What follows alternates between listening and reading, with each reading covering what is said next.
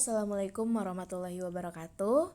Sekarang kita kembali lagi belajar bahasa Indonesia di bab yang baru, yaitu tentang cerita fabel. Nah, seperti yang kalian lihat di sekitar layar ini, ada beberapa gambar hewan. Kenapa harus gambar hewan ya? Karena fabel itu berkaitan dengan hewan. Nah, misalkan kita lihat contohnya. Nah, di sini ada kutipan cerita fabel yang berjudul Serigala yang Baik Hati. Nah, nanti kalian bisa sambil baca ya teksnya. Nah, kita lanjut ke pengertian. Apa sih fabel itu? Fabel adalah cerita tentang kehidupan binatang yang berperilaku menyerupai manusia. Jadi, di dalam sebuah fabel itu ada sebuah cerita yang tokohnya adalah hewan. Tapi hewannya itu mempunyai sifat dan karakter seperti manusia. Nah, fabel ini termasuk jenis cerita fiksi, bukan kisah tentang kehidupan nyata ya. Oke, sekarang kita belajar tentang ciri-ciri fabel. Yang pertama, fabel itu tokohnya pasti binatang. Kedua, watak atau sifat tokoh para binatang tersebut digambarkan seperti manusia. Misalkan ada binatang yang baik hati, ada binatang yang jahat, ada yang licik, dan sifat-sifat yang sama dengan manusia lainnya. Yang ketiga, fabel itu menggunakan latar tempat. Latar tempat tuh berarti tempat peristiwanya bisa di alam, bisa di hutan, sungai, kolam, dan lainnya. Pokoknya latar tempatnya itu seputar alam. Nah, yang keempat, ciri fabel adalah tokoh para binatang bisa berpikir, berbicara, dan bertindak seperti manusia. Nah, ini 4 ciri-ciri dari fabel. Oke, kita lanjut lagi. Nah, fabel ini mempunyai 6 unsur intrinsik. Apa aja ya? Yang pertama, ada yang disebut dengan tema. Tema itu adalah gagasan atau persoalan yang mendasari terbentuknya sebuah cerita. Jadi, sebelum kalian membuat sebuah cerita, kalian harus mempunyai dulu temanya. Misalkan, ada tema tentang kasih sayang, ada tema tentang perjuangan, ada tema tentang kekeluargaan. Nah, nanti dari tema tersebut akan membentuk sebuah cerita yang utuh. Nah, itu namanya tema. Dan untuk menentukan sebuah tema dalam cerita, kalian harus membaca terlebih dahulu ceritanya secara utuh, baru menyimpulkan tentang apa cerita tersebut. Nah, itu namanya tema. Nah, yang kedua adalah tokoh. Tokoh itu adalah pelakunya di dalam sebuah cerita. Ketiga adalah penokohan. Penokohan berarti watak atau sifat dari masing-masing tokoh. Misalkan dalam sebuah cerita ada tokoh kancil dan buaya. Kancil wataknya cerdik, buaya wataknya jahat. Nah, itu namanya penokohan. Jadi antara tokoh dengan wataknya masing-masing. Nah, yang keempat ada setting atau biasa disebut juga dengan latar. Nah, latar ini dibagi menjadi 3 ya. Ada latar tempat, berarti berkaitan dengan di mana peristiwanya terjadi.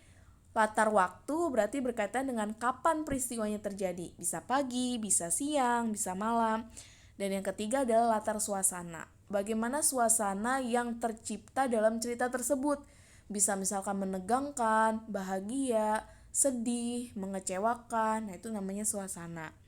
Yang kelima, unsur intrinsiknya adalah alur atau jalan cerita. Ini adalah rangkaian peristiwa berupa sebab akibat yang terjadi di dalam cerita. Atau lebih mudahnya alur itu adalah jalan cerita. Gitu ya. Nah, yang keenam adalah amanat. Amanat adalah pesan atau nasihat yang disampaikan pengarang kepada pembaca. Jadi nanti di dalam fabel itu pasti ada amanat yang bisa kita ambil sebagai pembaca. Gitu. Apa pesan-pesannya nih? Nah, itu namanya amanat.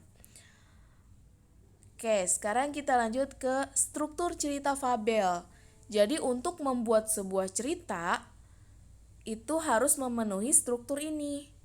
Yang pertama, ada namanya orientasi. Orientasi ini selalu berada di awal cerita fabel. Kenapa? Karena orientasi adalah bagian pengenalan. Apa aja yang dikenalkan? Latarnya, tokohnya, alurnya, semuanya dikenalkan di awal cerita atau bagian orientasi. Nah, yang kedua adalah struktur bagian komplikasi. Nah, komplikasi ini adalah bagian cerita yang berisi konflik atau permasalahan. Nah, yang ketiga masuk ke bagian resolusi. Resolusi adalah bagian penyelesaian masalah dari konflik yang ada di komplikasi. Nah, setelah itu baru masuk kepada koda. Koda ini berada di akhir cerita. Nah, biasanya koda itu berisi perubahan yang terjadi pada tokoh sehingga mengandung sebuah amanat atau pesan moral. Misalkan kalimatnya, akhirnya buaya berjanji tidak akan nakal lagi kepada kelinci. Nah, itu namanya koda. Jadi di dalam koda itu kita bisa mengambil pesan moral. Nah, selanjutnya di sini ada contoh cerita tentang semut dan belalang. Nah, nanti di sini udah Ibu analisiskan tentang strukturnya. Jadi yang paragraf 1 ini masuk ke bagian orientasi nama strukturnya. Kenapa? Karena di paragraf 1 ini merupakan awal cerita dan juga bagian pengenalan. Pada suatu hari di sebuah kebun anggur tinggallah sebuah keluarga semut. Nah, berarti di sini memperkenalkan tokohnya yaitu semut, memperkenalkan juga latar tempatnya yaitu di sebuah kebun anggur. Nah, berarti dia masuk ke bagian struktur orientasi namanya. Karena dia bagian awal cerita dan juga bagian pengenalan cerita.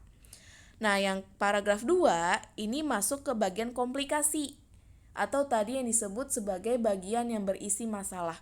Kalau kita baca apa sih masalah yang ada di paragraf 2 ini? Nah, di paragraf 2 ini ada masalah yaitu tentang belalang yang merasa kelaparan karena dia tidak mempersiapkan stok makanan ketika musim dingin. Nah, itu masalahnya tuh, si belalang merasa kelaparan. Nah, setelah itu cerita akan masuk ke bagian resolusi. Resolusi tadi adalah penyelesaian masalah. Maka apa nih penyelesaian masalah dari konflik yang belalang kelaparan? Di paragraf 3 dijelaskan bahwa penyelesaiannya adalah si semutnya itu memberikan makanan kepada belalang sehingga belalangnya tidak jadi kelaparan. Nah, terakhir masuk ke bagian koda. Koda itu akhir cerita dan juga berisi pesan moral atau perubahan sikap tokoh. Dari mana kita bisa tahunya? Kita bisa baca. Belalang pun kembali bugar dan berjanji agar dapat mengelola waktunya dengan baik. Nah, di dalam kalimat koda yang terakhir ini ada perubahan dari si belalang yang tadinya belalang itu lalai, terus dia berjanji akan dapat mengelola waktunya dengan baik. Nah, selain dari itu, di bagian koda kita juga bisa mendapatkan pesan moralnya. Apa pesan moralnya? Kita harus memanfaatkan waktu dengan baik dan juga tidak boleh lalai seperti belalang. Nah, itu dia materi cerita fabel kita hari ini. Semoga kalian bisa memahaminya dengan baik. Dan kalau misalkan ada pertanyaan, bisa langsung hubungi Ibu melalui kontak WhatsApp. Oke, sekian pembelajaran hari ini. Wassalamualaikum warahmatullahi wabarakatuh. Sampai ketemu di pembelajaran selanjutnya.